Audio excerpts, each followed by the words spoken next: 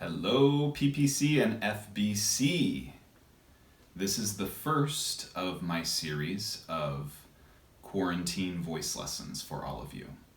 So in addition to this service that I'll be providing, I'd also like to offer up my phone number, okay, in case anyone wants to call me, and also my email, all right?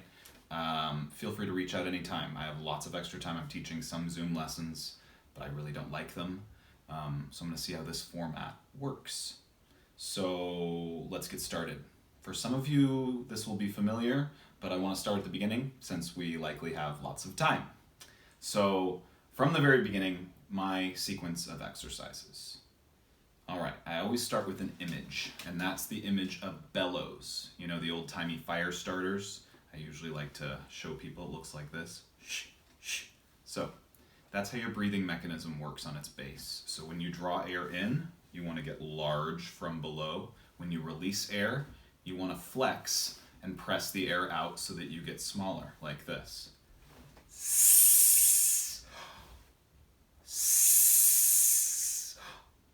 Okay, so a note on releasing air. Other singers or teachers will refer to this as support. I will sometimes too. What support means to me is providing a steady, strong, clear flow of air. And that's a big thing that we'll be looking for together in this series of lessons. Okay, so this is where it gets a little bit tricky. You're not going to pull your tummy in. You're not going to push it out. What you're going to do is a combination of the two. So how I like to picture it is I pull my belly in about 1/8 of an inch or so, and I flex against that wall. And it feels kind of like I'm just flexing my abdominal wall, but I feel it from kind of up here all the way down to about 2.5 inches below my belly button. So that leads me into the first exercise, and that's the S's. We'll do sets of 3, 5, and 7, and they'll increase in speed as we go up in number. For 3, I want you to gather a lot of momentum on the first 2 S's like this.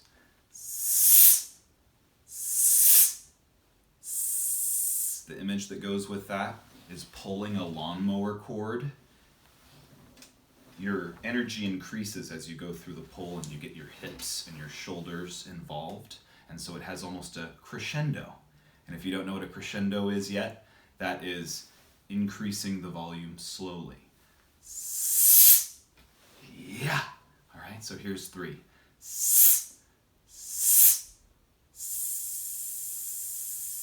Okay, good. And on your own, I want you to practice timing yourself on that final third S and see if you can get a record going. My record, I think the last time I tried was almost 3 minutes. So it's all about releasing just a little bit of air and feeling that wall, that flex, pulling it again, pulling in your belly about 1/8 of an inch and flexing against that. One of my young students has kind of a morbid picture for this in her mind. She pictures a second rib cage below her existing rib cage, and she flexes her tummy meat against that rib cage. So if that works for you, that's another image that I have. Okay, good. So now let's go to 5 S's. That's going to be a little bit faster. So that's again, you can hold it a while. You can time yourself on that one too. Again, we're always focusing on this belly motion. For the exhale, you're flexing everything in your abdominal wall. For the inhale, you're getting large. Don't be surprised if you get it backwards, and if you can do it slowly, you might get it backwards on the faster speeds. That's what we're here to do, is grow and change. So 7, we go as fast as we can. So for me, that looks like this. For every exhale, there's an inhale as well. Good. All right. So that's exercise number 1, the S's. Number 2 is called the pant, because it's very similar to a dog panting. So I'm going to ask you to pant like a dog with me at home a little bit. Looks like this.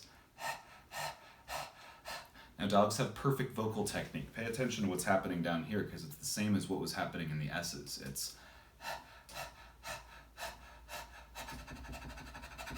okay? So that's what this exercise is based on.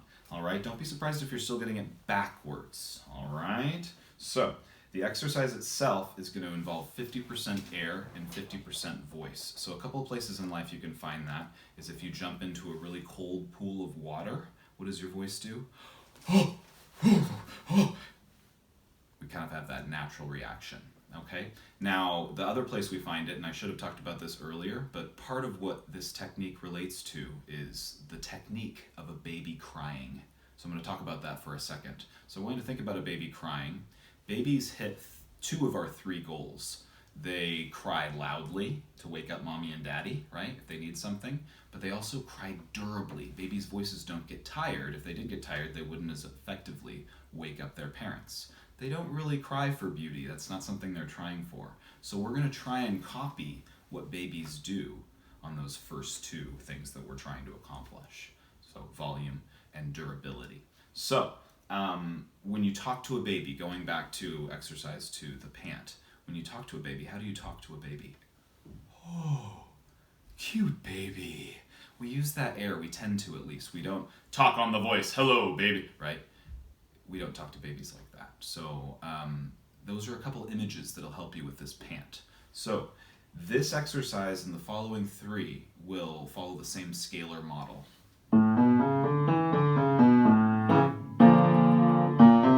Etc. Now, many of you are thinking to yourself, I don't play the piano. That's okay.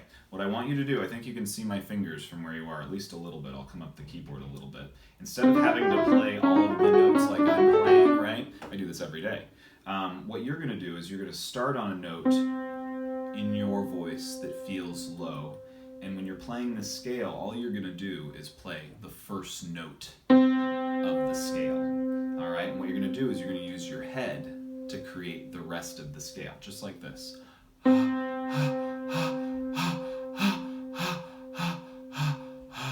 Or many women.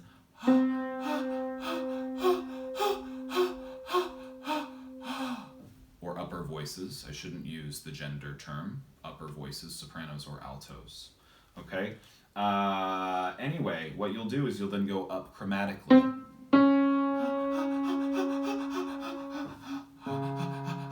And continue using your brain to fill in all of these notes. So that's a way that anyone at home can do it. Now, some of you are also thinking, I don't have a keyboard or a piano. That's fine too. Just take your handy dandy smartphone or your computer, and you can download a keyboard app, or you can go on your browser to a keyboard app and just use that the same way, working up chromatically. Chromatically meaning each note to the right, whether or not it's black or white.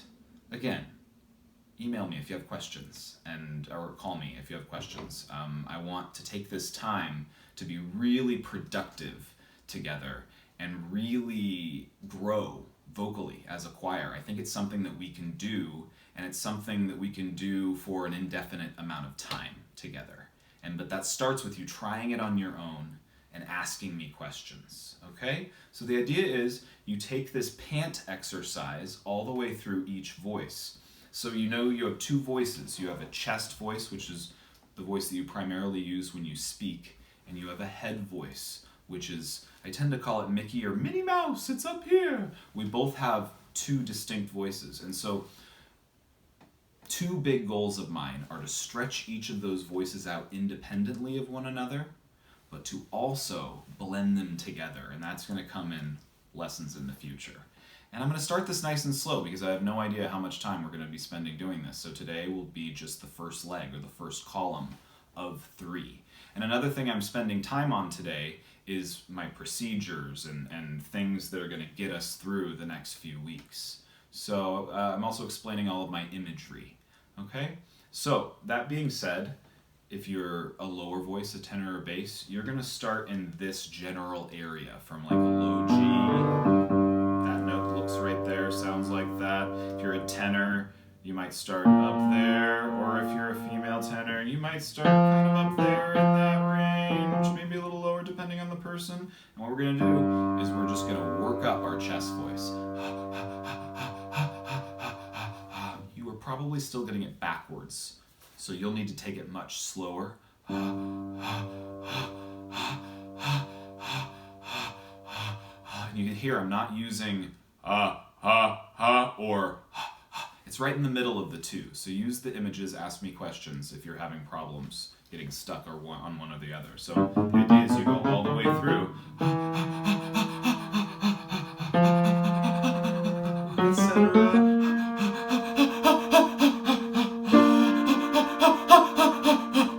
All the way through my highest notes of my chest voice without popping into that Mickey or Minnie voice sound. Then you want to pop into your head voice, which for most tenors and basses is going to start around here, C, middle C, or a little higher. And you'll want to do the same thing. Go up chromatically, okay? In the future, if it helps, maybe I will do a video where I actually do it with you, but I'm hesitant to do that for several reasons, but the main reason is that all of our voices are different. And I'd also like you to be self-sufficient with this. Using a video diverts too much energy. So ask questions. I'll say that a lot. Okay, so then take the head voice up, up, up, up, up, and that encompasses the first leg or first column of my system of exercises. There'll be more layers to these, but I wanted to get the basic ones down first on tape and get you excited, because I'm really excited about doing this. I'm a little bit nervous. I dressed up because I felt like being fancy and I've been cooped up. I shaved for the first time in a while. I've had disasters with my hand. It's a long story. Basically, I sliced the tip of my finger off, stewing or cutting a yummy stewed steak, and then I got bit by a dog yesterday on the same finger. So send positive vibes, but I'm making it happen, and I hope that this gives you a little bit of hope and inspiration, and I really look forward to your questions. Much, much love to all of you, and I miss you dearly. Just a quick addendum. I realized watching back that I included just the tenors and basses on where they should start on that pant exercise. And just to reiterate, if you're a tenor or bass, you're going to start down in this region. That is G2, and that's more of a bass zone. If you're a tenor, like I said, like B flat or C, or if you're a female tenor, kind of E or F. And then for the head voice for tenor and bass, male tenors, your head voice is going to start around middle C.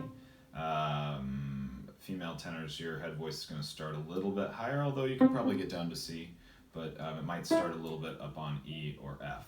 So, altos and sopranos, you're going to start right below middle C. Altos are going to start as low as an F below C. That's, I guess, an F3. And sopranos are going to start, and this is again in the chest voice, they're going to start more like a B flat below middle C or a C. Play around with your, even if you're not a pianist, play around with your keyboard app or on your computer. See what feels low in your speaking voice. All right, it doesn't have to be these notes precisely. And again, you can ask me. And then for the head voice for most sopranos and altos, that's going to start around, about E flat or F, but then some of you, it might start a little bit lower. Experiment. We're all different. We're all beautiful. Love you.